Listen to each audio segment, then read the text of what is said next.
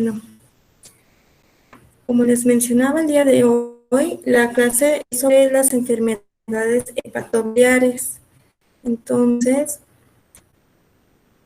supongo que ustedes ya conocen más como de la parte de los procesos de enfermedad en las hepatopatías. Entonces, para no hacer muy cargada la información, pues de manera general, las hepatopatías básicamente son las enfermedades del hígado. Aquí podemos apreciar una imagen donde nos indica cómo es un hígado normal, un hígado con una lesión por hepatitis crónica, un hígado con lesión debido a cirrosis primaria y lesiones producidas por poliquistosis hepática. Entonces, el hígado puede sufrir diferentes daños de acuerdo a la patología. Ahorita vamos a ver una por una. Vamos a ver hepatitis, cirrosis hepática y las hepatopatías colestásicas, que básicamente las hepatopatías colestásicas se van a referir a las enfermedades que afectan a los conductos biliares. Bueno, antes que nada, para valorar a un paciente con alguna hepatopatía, sí están cambiando las páginas. Sí. Ok. Maestra, disculpe, ¿podría ser un poquito más grande la pantalla? Gracias.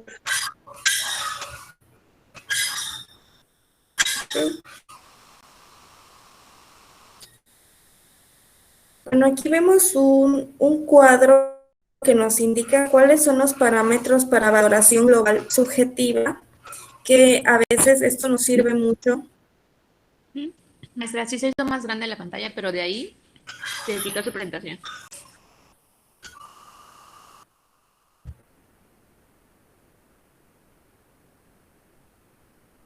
Y que, ok, ya vi, se cerró.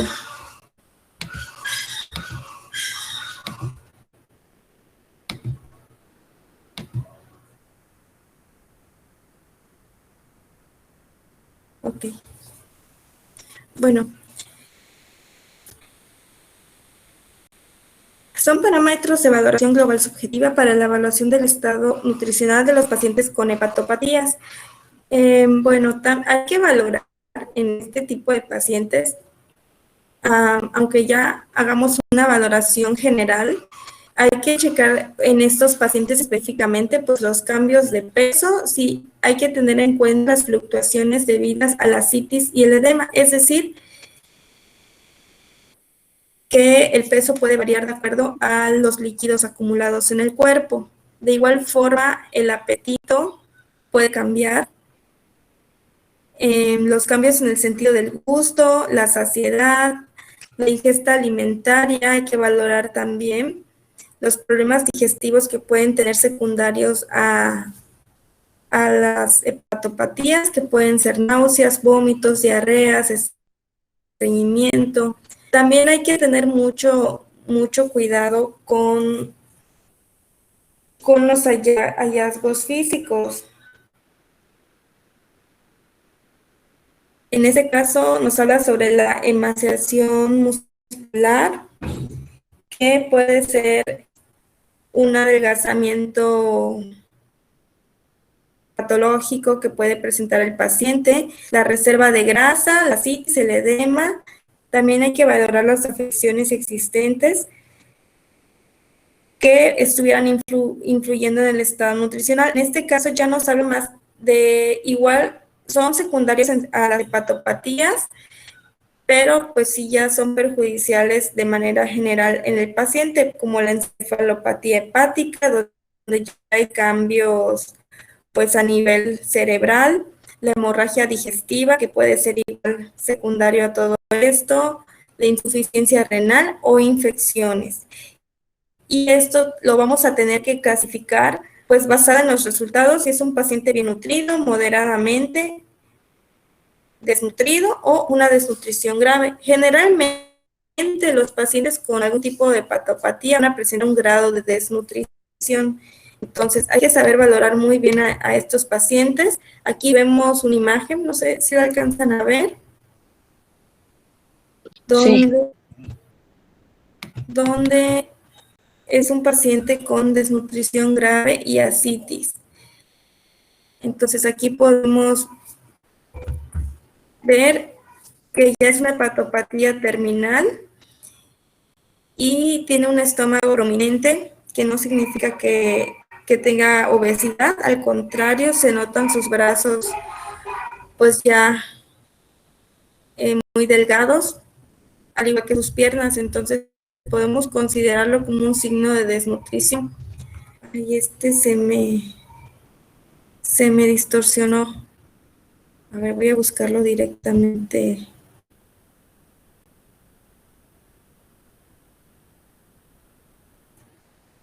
¿Siguen viendo la presentación?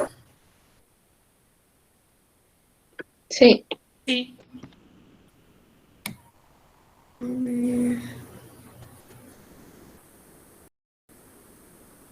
Es que no se distingue mucho.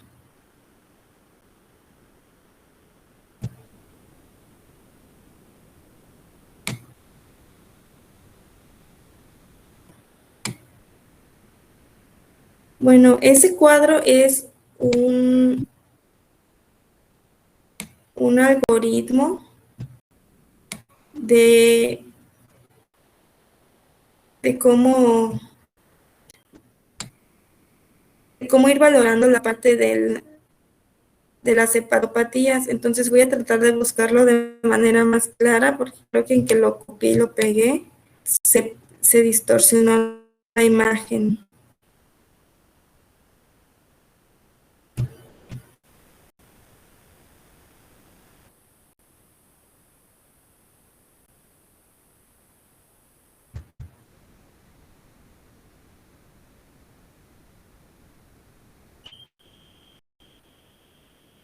¿Están viendo nuevamente el cuadro? Sí, Mara. Ok.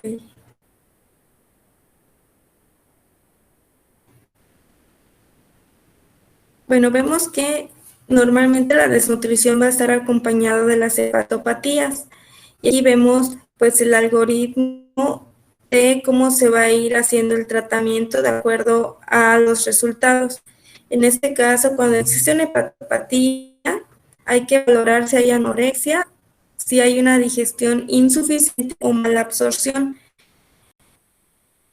Y a su vez también, ¿cuáles son los factores que nos puedan estar arrojando al diagnóstico de desnutrición? Que como vemos son varios, pueden ser anorexia, náuseas, vómitos, todos estos factores van a influir en que el paciente esté en algún tipo de desnutrición.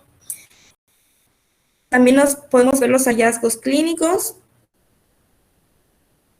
que pues prácticamente son signos y síntomas que podemos estar viendo en el caso.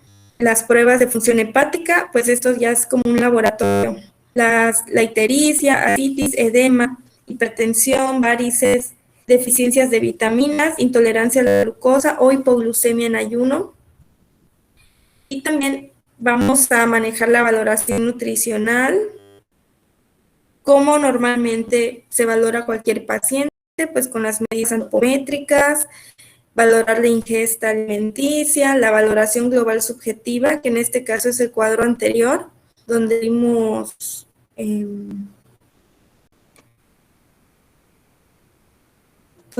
las características para descartar si está bien nutrido, y pruebas analíticas de deficiencias nutricionales, que en este caso sería para ver cómo están nutricionalmente en micronutrientes. Y también vamos a ver cómo está el tratamiento médico. Generalmente ya son pacientes que deben llevar algún tipo de tratamiento por la situación avanzada de su enfermedad.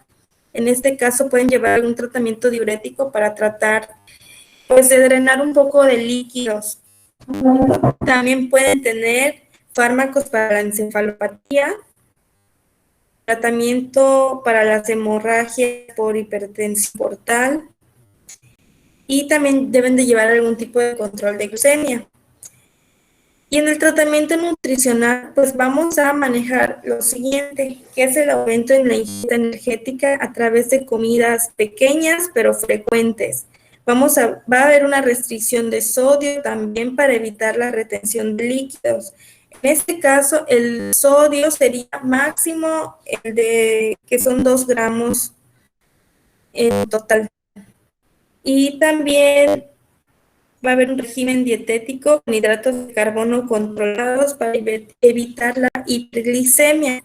En este caso, básicamente sería cambiar el tipo de hidrato de carbono. Incluso se puede cambiar por fibra en caso de que el paciente presentara estreñimiento. Y también nos dice que pueden consumir suplementos líquidos orales o alimentación enteral. En este de suplementos líquidos orales, generalmente son los famosos como Ensure y estos líquidos que son hipercalóricos y que contienen igual, están adicionados con algún tipo de vitamina. Entonces, ese sería el cuadro como de atención general para las encefalopatías. En general, ya hablamos más sobre las necesidades energéticas. Las necesidades energéticas de los pacientes con alguna hepatopatía sin ascitis nos va a representar aproximadamente del 120 al 140% del gasto energético basal. Es decir, estos pacientes del requerimiento normal siempre le vamos a tener que aumentar.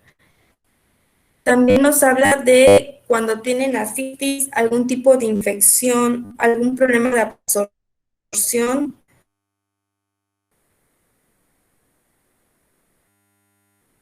O si hay que reponerla, aquí aumentaría un poco más, casi el doble de la ingesta normal. Estas necesidades van a equivaler entre 25 y 35 kilocalorías por kilogramo del peso. Aunque las necesidades podrían oscilar entre 20 calorías por kilo para los pacientes que tengan obesidad y 40 calorías para los que son muy delgados. Y los cálculos deben efectuarse según el peso seco o en el peso ideal. En este caso, si tenemos un paciente con ascitis, va a ser muy difícil tratar de valorar su peso real por la cantidad de líquido que está teniendo. Entonces, cuando no podamos valorar de manera directa su peso, vamos a hacerlo como el peso ideal. ¿Cuál sería el peso ideal si él no tuviera la ascitis? Que es igual, sería hacer el cálculo. Y bueno, ya hablando de la distribución de los macros, vamos a ver pues que los hidratos de carbono prácticamente los vamos a dejar de último a la hora de la distribución. Nos dice que la determinación de las necesidades de hidratos de carbono es un reto en la insuficiencia hepática debido a la función destacada del hígado en el metabolismo de los hidratos de carbono. En este caso va a ser cambiar el tipo de hidrato de carbono, no tanto restringirlo. Primero vamos a calcular los lípidos, que nos dice que puede ser un promedio del 30% en forma de grasa, pero pueden administrarse también lípidos adicionales como fuentes concentradas de calorías a los pacientes que necesitan. Es decir, que lleven una suplementación. Los lípidos no se van a restringir. Los lípidos tienen que abarcar pues la cantidad máxima que se pueda en la dieta, ya que al ser pacientes con desnutrición, sí se requiere pues tratar de reponerlos. Y también en la proteína, nos dice que en la hepatitis no complicada o en la cirrosis con o sin encefalopatía, las necesidades proteicas pueden variar. Siempre van a ir entre 1 y 1.5 gramos por kilo de peso por día. Entonces, una vez que sacamos el porcentaje de lípidos y de la cantidad calórica que nos resta,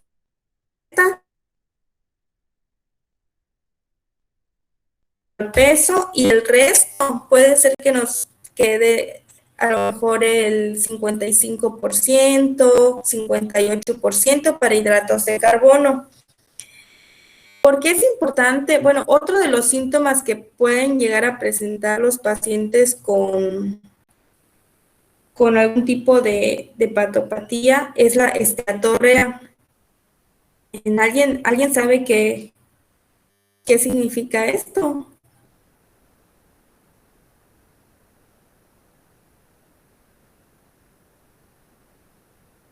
Es la evacuación de heces con contenido lípido. Así es. Entonces, al haber una excreción de grasas, quiere decir que hay una mala absorción por parte del intestino en cuestión de lípidos. Por lo tanto, va a ser un poco complicado que el paciente pueda absorber esto en una dieta vital. Entonces, por eso ya sea suplementarlo o también aumentar el porcentaje de grasas, porque vemos que podemos dar lo máximo recomendado, que es el 30%. Entonces, por eso es importante valorar todos los signos y síntomas secundarios que esté teniendo de acuerdo a la patología. Maestra, perdón. ¿Sí? Bueno, menciona que pueden dar hasta 30% del GEP en grasas, pero también menciona abajo que se puede suplementar. ¿Eso sería ex o dentro del 30%? Sería dentro del 30% para no salirnos, sobre todo por la parte del sodio. Ok, gracias. Maestra, a mí me llamó la atención ahorita eso de que usted comenta que se les puede dar hasta 1.5 gramos kilo de proteína. En el caso de mi padre, en su momento, era lo mucho el 0.8. Él padeció encefalopatía hepática. Y de hecho en los lípidos no era más del 20, en hidratos no era más del 40. O sea, la verdad su dieta estaba muy pobre, no era tan grande. Bueno, en general, igual depende pues de cada especialista que haya manejado el menú o la evaluación más que nada. Sobre todo si fue algún médico. A veces los médicos generalizan. Entonces ellos prefieren quitar todo y dar dietas muy blandas o muy hipocalóricas, como para no crear problemas o no crear otras situaciones por miedo de recetar algo mal, y sobre todo en las porciones. Pero la mayoría de las bibliografías nos indica que pues como son pacientes con bajo peso, entonces sí se le quiere pues suplementarlos y además cubrir incluso casi el doble su requerimiento. Entonces no sé cómo lo hayan manejado en este caso con tu papá. Pues es que sí, por ejemplo, él tuvo millones de especialistas y sinceramente aquí no lo pudo ver nadie, no lo vio a su estado y ahí lo trataban. Pero, por ejemplo, claro, él tenía 20,000 padecimientos más aparte de la encefalopatía. O sea, eso se le presentó después, ya él fue lo último Sí. prácticamente.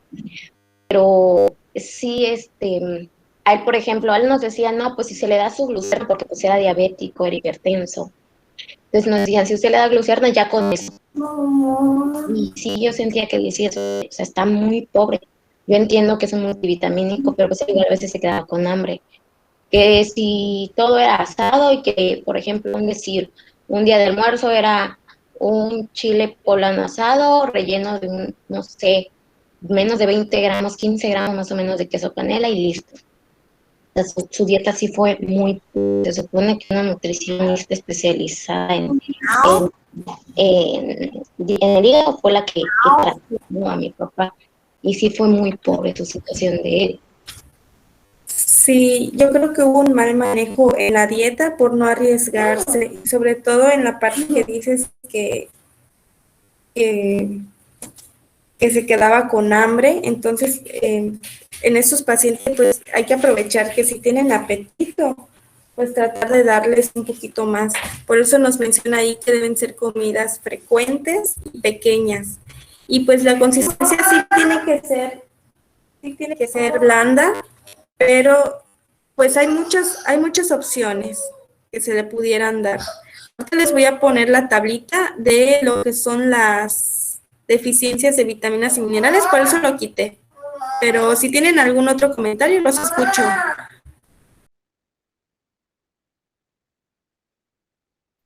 Em, Maestra, bueno, tomando el caso del papá de la compañera Mara, creo que tomaron muy en cuenta que el señor era diabético. Tal vez también tenía que ver el nivel de daño hepático que tiene, porque en enfermedades hepáticas sé que las proteínas normalmente nos ayudan a la reparación del tejido. Por eso es importante que estén en un buen nivel. Sin embargo, cuando el hígado está muy, muy afectado, está muy dañado, esas proteínas no se pueden procesar adecuadamente. Entonces empieza a haber como residuos, productos residuales que se van acumulando. Entonces creo que ellos trataron de prevenir eso. También tendríamos que ver cómo es que hicieron la dieta.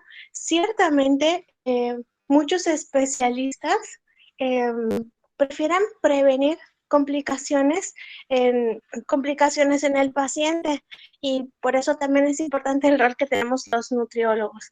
Asimismo, creo que una lección que podemos tomar de esto es que debemos especializarnos, porque nosotros al egresar, bueno, somos nutriólogos, podríamos llamarlo así, generales, y es importante especializarnos un poco en el ámbito que nosotros creemos que nos queremos desenvolver, o dependiendo también del espacio laboral que nosotros tengamos, para poder evitar ese tipo de situaciones. Creo que está muy normalizado que el doctor es el todólogo, el que sabe de dieta, es que el doctor me lo dijo y él es el que sabe, y el nutriólogo está un poco desvirtuado respecto al diseño, ¿no?, de la dieta, ¿no? Pero creo que también tiene mucho, mucho, mucho que ver que sea como un trabajo integral, ¿no? Como el especialista y también el nutriólogo, para que podamos tener no solo un buen diagnóstico, sino que también la calidad de vida mientras se esté llevando el tratamiento del paciente sea mejor. Sí, así es. Pues sí, tienes mucha razón. Tendríamos que analizar pues de manera integral cómo se manejó el caso. Y pues como dices, a veces es una mala comunicación y también el miedo de tener alguna mala práctica y no se arriesgan a buscar nuevas alternativas para el cuidado nutricional. Y a lo mejor se enfocaron más en la parte de la diabetes, que también la diabetes es secundaria a ese tipo de patologías. Entonces, igual, eso lo vamos a ver más adelante con igual el análisis de casos clínicos. Y bueno, para avanzar un poquito más, les voy a mostrar la siguiente tabla, que igual no se alcanzaba a ver. Entonces, vemos que también van a existir muchas deficiencias de vitaminas y minerales. Y aquí nos va a decir el tipo de vitamina, también qué es lo que va a predisponer que esta vitamina nos falte y cuáles son los signos de la deficiencia. En este caso podemos ver vitamina A, hay esteatorrea, o por esteatorrea, perdón, por algún tipo de medicamento, por el alcoholismo, y también nos va a mostrar cuáles son los signos de la deficiencia. Esto nos va a servir mucho porque viendo al paciente, o sea, de manera visual podemos percibir ciertos signos distintos síntomas. Al percibir esta parte clínica podemos determinar qué tipo de deficiencia tienen cuestiones de vitaminas. Generalmente ya es un grado avanzado, que ya hay la encefalopatía, ya hay ascitis, hay edema, y ya hay un descontrol del sistema nervioso. Ya podemos ver que les hace falta vitamina B1. Y prácticamente si leemos, vemos que el alcoholismo siempre nos va a arrojar deficiencias, prácticamente de todo el complejo B. Entonces, por eso igual se dan estas bebidas de suplementos, porque es como un shot de vitaminas para tratar de mejorar el estado nutricional en los adultos. Y bueno, esto no lo tienen que aprender al 100% porque es igual muy difícil. Es una guía que nos puede servir sobre todo para realizar el plan de manejo nutricional. Y solamente como para tener en cuenta, es importante que el paciente cubra estas necesidades, por lo menos el complejo B, e incluso el hierro, en dado caso que existan sangrados o que existan problemas digestivos, ya presenten a lo mejor gastritis o estén presentando algún tipo de hemorragia. Y bueno, solo vemos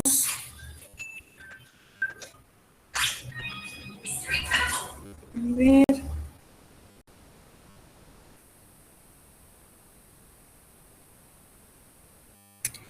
Claro, no solamente, yo hablo de las deficiencias de vitaminas que pueden ser provocadas, pues por el alcoholismo, pero pues sabemos que la cirrosis puede ser por varios factores, incluso puede ser por factor hereditario, no siempre es por algún tipo de alcoholismo crónico. Y vamos a regresar a la presentación anterior.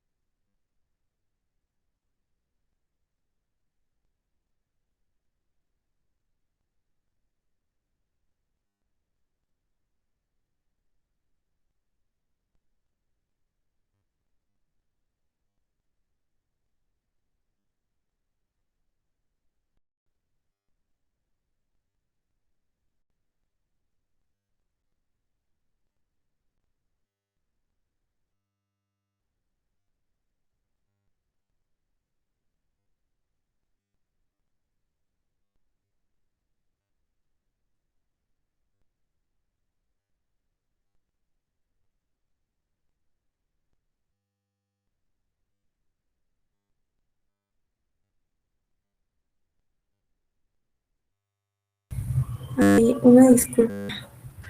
Bueno, regresamos a la presentación. Bueno, de manera general podemos hablar que cómo se maneja la hepatopatía. Entonces, en nuestro caso lo vamos a manejar así, con esos requerimientos. Igual, si gustan, pueden buscar la bibliografía en el CRAS o pueden buscar alguna otra que puede ser nutriología médica, algún libro, incluso el MAPAIS. Nos pueden servir de referencias, pero todos son similares en manejo. Ahorita vamos a ver vesícula biliar, porque pues el tema dice hepatobiliar, entonces ahorita vamos a ver cómo se compone o cómo se van relacionando entre sí estas situaciones. Encuentro. Maestra, ¿Sí? nos pasamos a la siguiente liga. Ya se le anunciaba acabar la llamada. Ah, sí, nos cambiamos, sí, porque ya faltan como 5 minutos. Empieza a crear estos cálculos. Entonces, si es una dieta alta en grasa, pero pobre en fibra, pues siempre va a haber consecuencias. Después de la extirpación quirúrgica de la vesícula, la alimentación oral puede acercarse a un régimen alimenticio normal en función de la tolerancia. En ausencia de la vesícula, la bilis va a secretar directamente por el hígado al intestino, pues ya no va a estar esta bolsita, pero los conductos biliares se pueden dilatar formando una bolsita similar. Esto con el paso del tiempo nos va a permitir almacenar la bilis de una manera similar a la de la vesícula biliar original, que es, muchos hacen este comentario que la vesícula no sirve para nada. Sí tiene una función, pero nuestro cuerpo se puede adaptar ante la ausencia de este órgano, porque incluso le llaman órgano accesorio. Y bueno, otra vez no se logra ver las tablas, pero en estas tablas nos menciona cuáles pueden ser alimentos permitidos y prohibidos. Esto, Eso también está en Kraus. ¿mande? ¿También está en Kraus? Sí, Gracias. esto está como no, bueno, lo voy a buscar para que, creo que aquí está. Esas son de las vitaminas.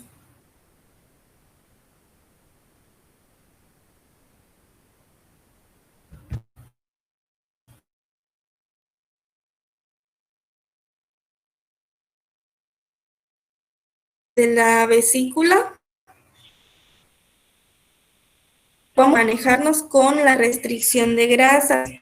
Me imagino que la mayoría pues ha escuchado que cuando alguna persona tiene algún problema en esta parte, siempre mencionan, ya no comas picante, ya no comas grasoso, ya no tomes coca. Entonces son recomendaciones o sugerencias generales que a veces los médicos nos dan, pero no nos están explicando que pues podemos cambiar el tipo de grasa, el porcentaje en nuestra dieta. Entonces, ese sería nuestro trabajo.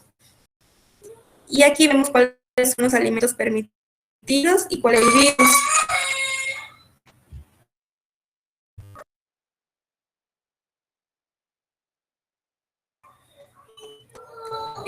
Permítanme un minutito.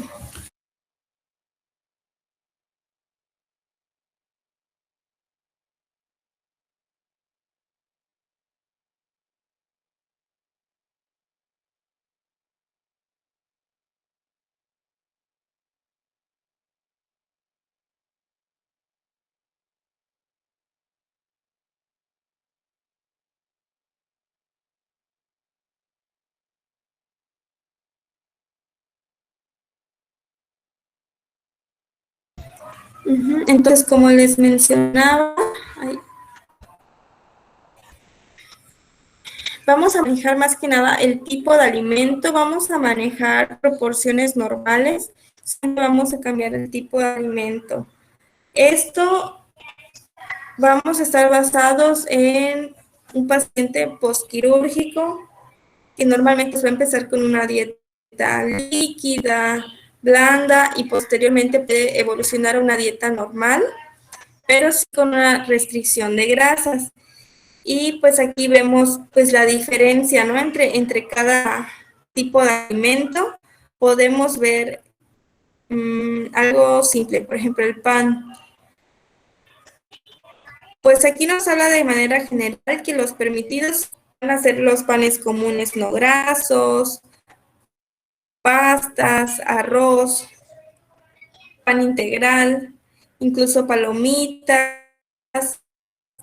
Y en las que están prohibidos, pues ya sería más que nada el pan dulce, pan hecho a base de huevo o de queso, incluso las donas que son fritas.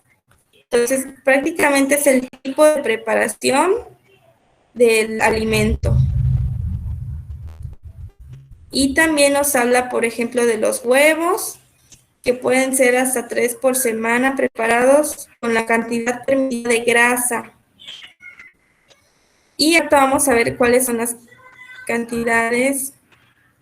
Bueno, las cantidades van a ser de acuerdo al requerimiento del paciente. Y aquí nos dice cantidad diaria permitida en una dieta con 40 gramos de grasa. Aquí se basa de manera general que la dieta debe contener 40 gramos de grasa. Pudiera ser un poquito menos, incluso si es una paciente femenino, si es joven, su requerimiento puede ser menor. Pero también nos dice que el contenido de grasa puede reducir mediante la reducción de intercambio de grasa. Entonces, prácticamente puede variar la cantidad de grasa, pero lo que se va a controlar aquí es el tipo de grasa. Aquí en este caso sí pudiéramos dar con el 25% de grasa e ir viendo tolerancia hasta que el paciente lo vaya aceptando y que no presente complicaciones. Esto sería como aislado a un problema hepático. ¿Por qué? Porque como veíamos en el caso de la compañera, que ya tienen otras complicaciones el paciente, entonces no podemos manejar de manera individual cada situación del paciente, sino que tenemos que valorar de manera integral cuál sería el mejor plan nutricional para el paciente. Pido porque ya es el último tema que vamos a ver hoy, la de las enfermedades pancreáticas.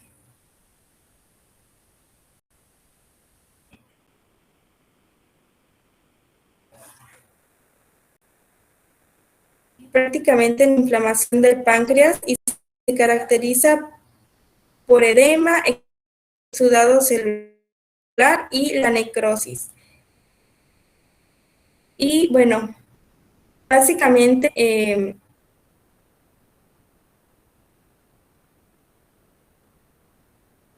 vamos a ver en dos cuestiones. Es importante definir qué tipo de pancreatitis presenta nuestro paciente. Nosotros no lo vamos a diagnosticar.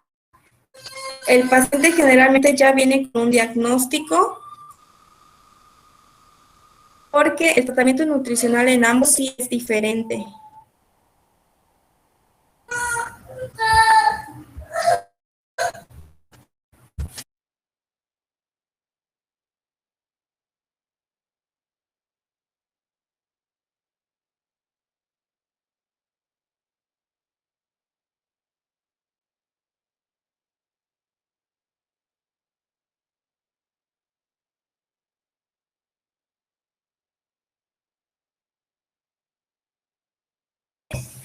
Entonces, vemos que la pancreatitis, cuando es aguda, el dolor va a ser el dolor está parcialmente relacionado con los mecanismos de la secreción de enzimas pancreáticas, producir una estimulación mínima de sistemas. Cuando es una pancreatitis aguda, lo que se recomienda es no dar alimentos al momento del dolor, a diferencia de la crónica. La crónica van a ser episodios recurrentes de dolor epigástrico de larga duración que puede irradiarse hacia la espalda, es decir, puede ser un dolor más intenso y el dolor puede ser desencadenado por las comidas. Este ya va a ir acompañado de náuseas, vómitos o diarrea, lo que hace un poquito más difícil mantener. También que en la crónica ya va a haber una destrucción prácticamente del tejido, del órgano, Por lo tanto, ya va a haber una disminución en la función exócrina y endocrina, lo que puede dar lugar a una digestión insuficiente o a diabetes, que es lo que les comentaba. Esta pancreatitis crónica en el agudo todavía se puede tratar con la alimentación y también con los medicamentos, antes de que haya un daño al tejido. Y aquí también vemos que hay un algoritmo para el tratamiento de la pancreatitis. Vemos que pueden ser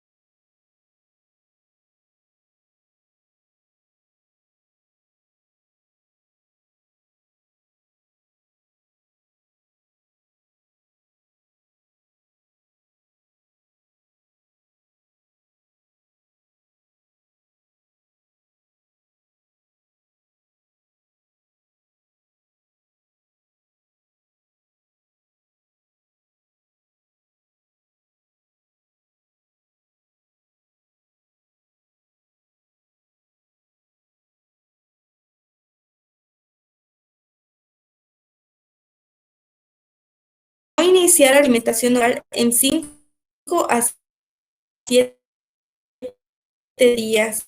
Tendría que ser por sonda. Una vez iniciada la alimentación oral, administra alimentos fácilmente digeribles. Es decir, vamos a iniciar con una dieta blanda. Régimen alimenticio debe ser pobre en grasas. Deben de ser comidas frecuentes, pero con poca cantidad. La ingesta proteica debe ser la normal. Y debe de haber un aumento en calorías. ¿Esto por qué? Porque si el paciente estuvo sin comer de 5 a 7 días, lo más probable es que haya perdido peso. Entonces hay que aumentar un poco las calorías de acuerdo al diagnóstico con el que vaya a iniciar el tratamiento. Y de manera crónica nos dice que hay que administrar de manera oral. La nutrición parenteral puede utilizarse cuando la alimentación oral no es adecuada. En este caso sería como para reducir el dolor. Eso es igual dependiendo si el paciente no tiene tolerancia, pues sí se recomienda una sonda. Pero si la mayoría tienen tolerancia, pues pueden comer vía oral. Y también nos dice que se tendrían que administrar suplementos de enzimas pancreáticas y suplementos de vitaminas liposolubles y vitaminas B12, que básicamente es parecido al tratamiento de las hepatopatías, donde hay que suplementar vitaminas y cambiar tipo de grasa. Y las proteínas se deben de manejar en este caso o de manera igual.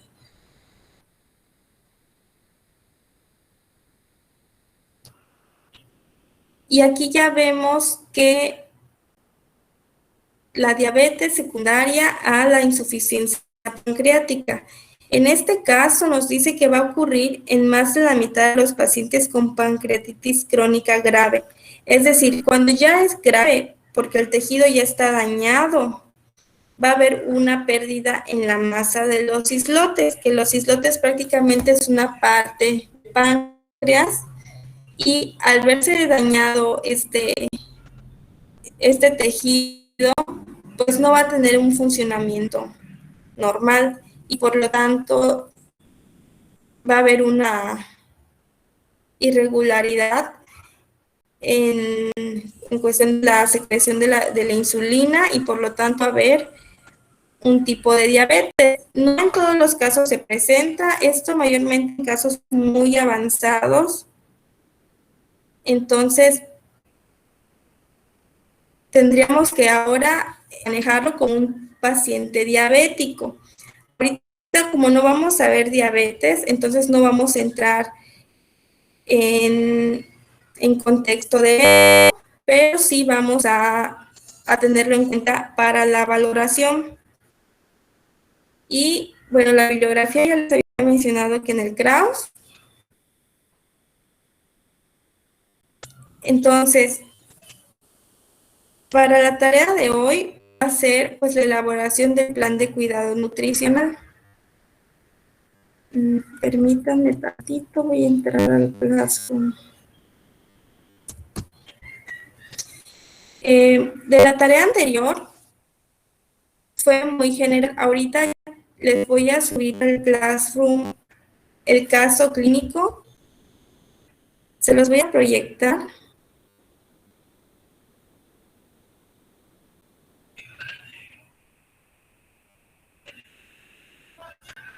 A ver.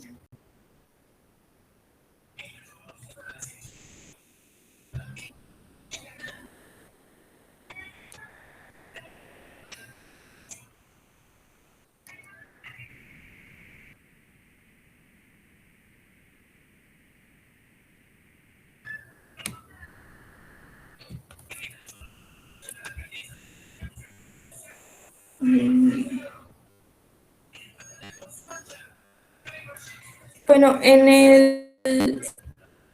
el caso clínico que les voy a dejar, vienen datos generales del paciente y lo que se va a tener que analizar en esto va a ser pues un régimen alimenticio con 2 gramos de sodio, adecuarlo a la patología y además va a tener que ser con comidas de escasa cantidad pero frecuentes. Aquí pueden manejar, no tanto como colaciones, pero sí pueden manejarlo como un tipo de comida más.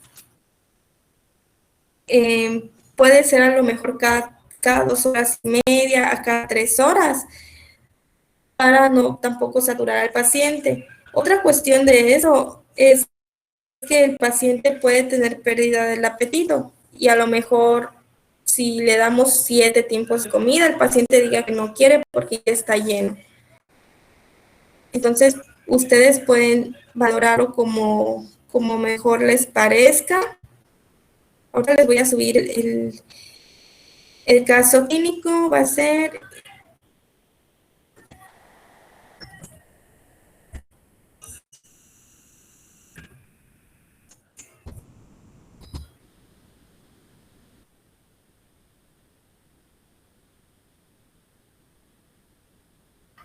Maestra, una pregunta. Lo que nos acaba de comentar del sodio y lo demás, ¿lo va a compartir en el Classroom? No. Sí, ahorita se los voy a subir. Ya estoy por subirlo. Gracias.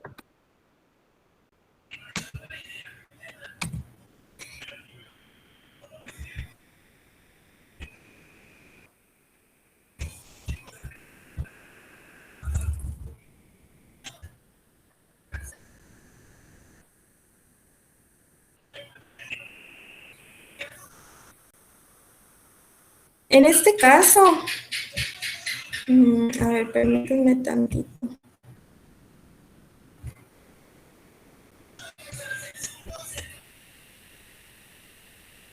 En este caso, sí les voy a pedir un poquito más ya de presentación en la tarea y también,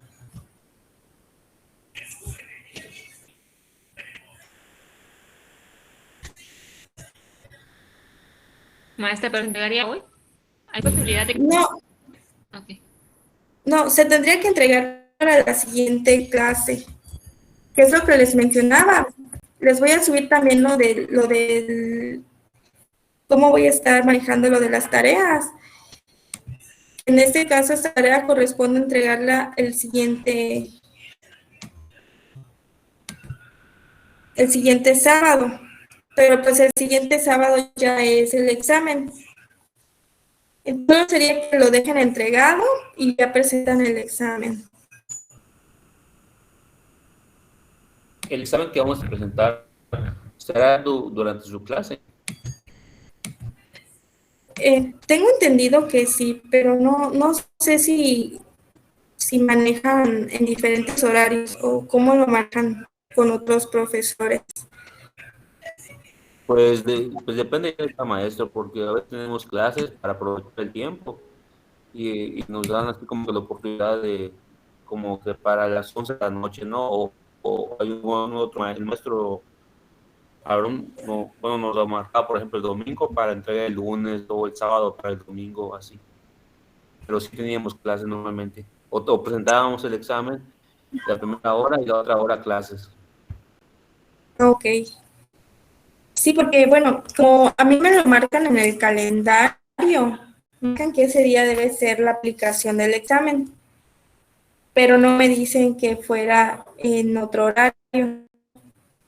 Entonces, Bueno, pues, ya está cada quien del maestro, porque sí, pues sí, como son muy pocas las horas, pues se aprovecha las clases y después se deja el link y ya cada quien lo va presentando.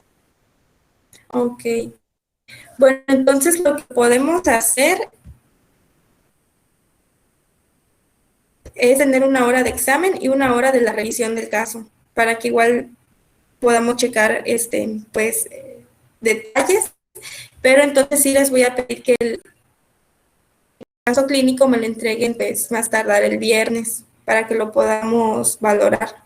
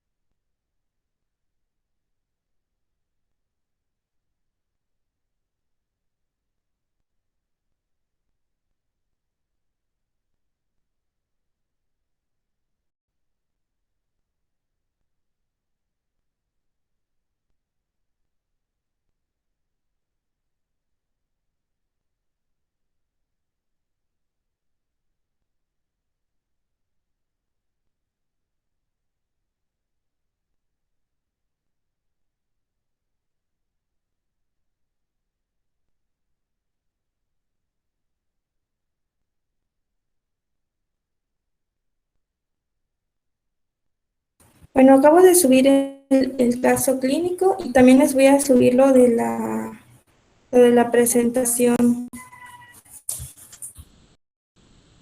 No puede ser ni muy dura, ni muy, más que nada la consistencia. Y también que ya presenta citis. Entonces, como ya presenta citis y está reteniendo líquido, ya no podemos manejar el sodio de manera habitual o sin contabilizarlo. Aquí ya tendríamos que contabilizarlo, por eso les mencionaba que sea máximo de 2 gramos.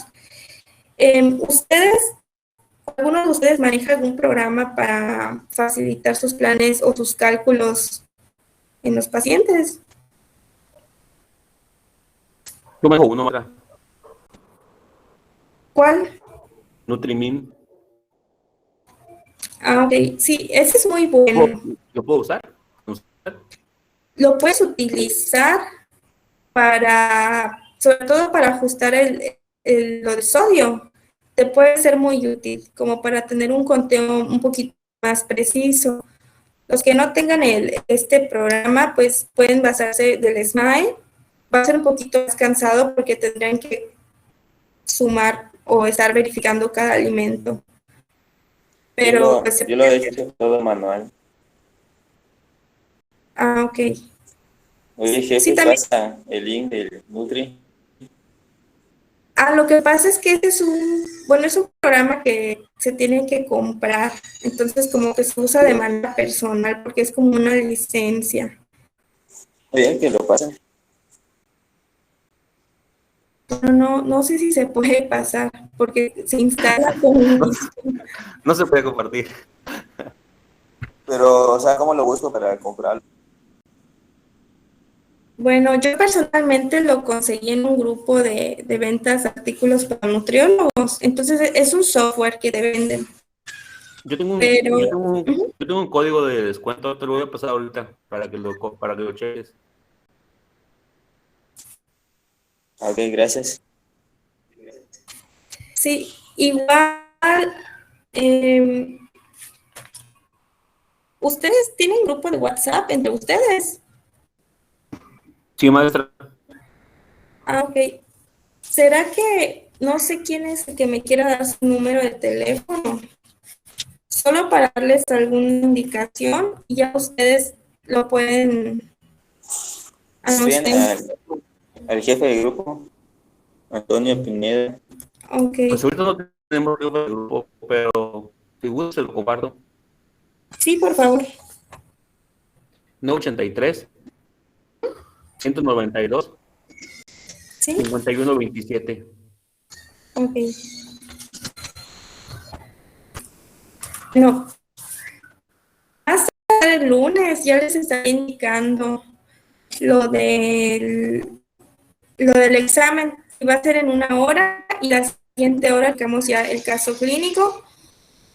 Y pues también lo de la práctica. Antes de que sea la práctica, como les voy a asignar el tipo de paciente, si voy ya para cuando yo les asigne el tipo de paciente, yo no les voy a revisar el menú, sino que hasta el día que ustedes me presenten el menú en cocina, yo ya voy a valorar si es un menú apto para ese paciente. Entonces, no, por eso ustedes ahorita en este caso clínico que van a realizar, vamos a hacer todas las indicaciones o correcciones para que el día de la práctica no sea confuso y ya puedan ustedes saber si van a hacer 6 tiempos de comida, pues tienen que presentarme 6 tiempos de comida.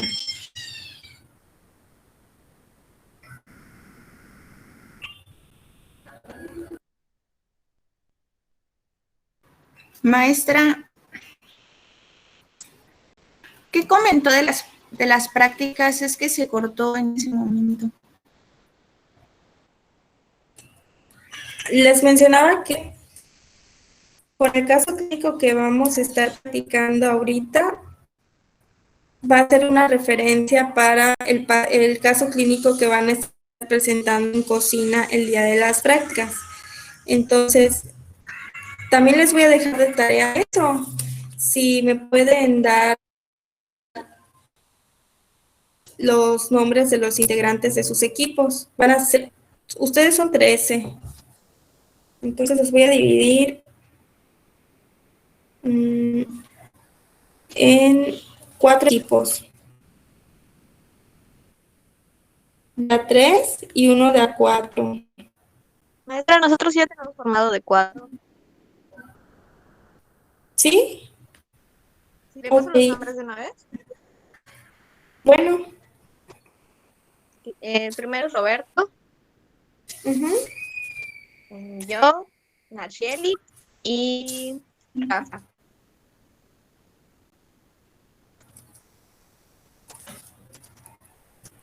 Ujú. Ok.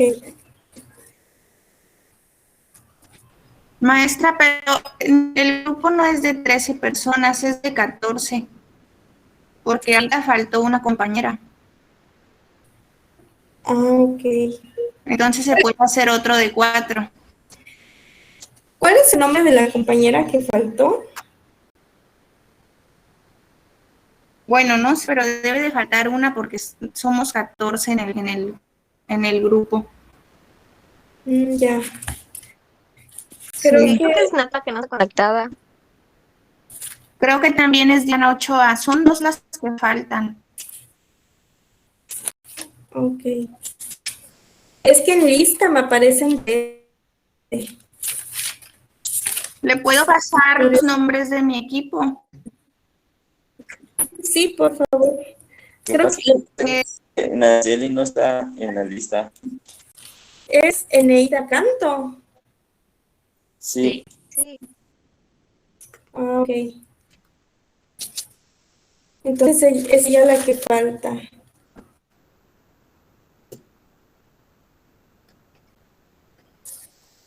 Entonces queda un equipo de. Me dice que ya están formados, ¿verdad?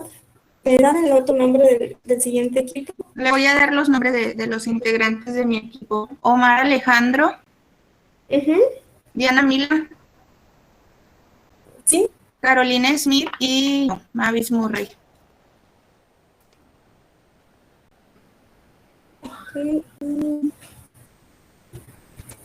Ok. El otro es Roberto.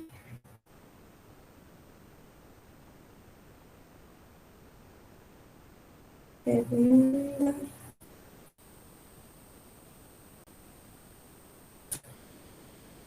Roberto, ¿cuáles son sus apellidos? Cejudo y Yescas.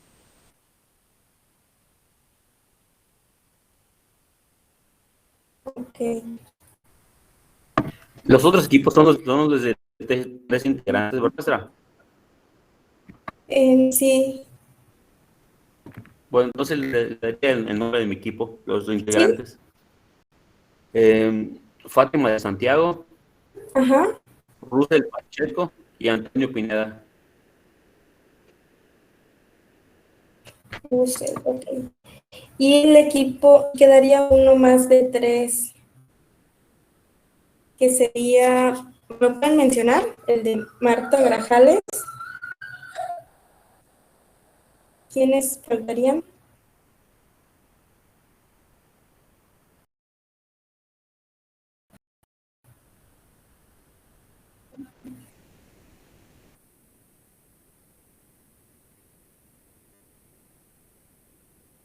Ok, pues a mí en la lista los que son Marta Grajales, Estela Casado y Diana Ochoa.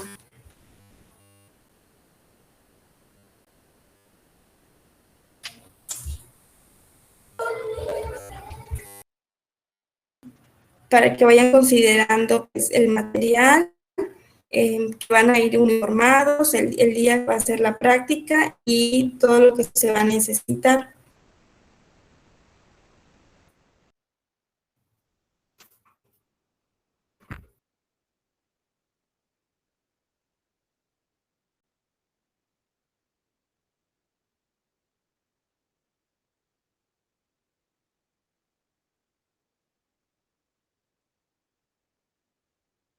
caso clínico que les acabo de dejar, igual si me lo pueden entregar más tardar el viernes, si puede ser a las 4 de la tarde, 6 de la tarde más tardar, para que me dé tiempo de revisarlo y el siguiente sábado ya lo podamos revisar, porque de acuerdo a estas correcciones es que se va a llevar a cabo la práctica. Está bien, Maestra, ¿y la práctica en cocina consta de que cocinemos el menú? ¿De que lo hagamos ahí o cómo? Mi idea es que sí, que de preferencia se pueda cocinar ahí. El detalle también es el tiempo y también el material que proporciona la universidad. La verdad desconozco qué tanto proporciona cocina, pero si llega a haber la necesidad de llevar los alimentos precocinados, pues ya nada más para poder hacer la presentación del platillo. Sí, la nutria de la universidad está muy bien.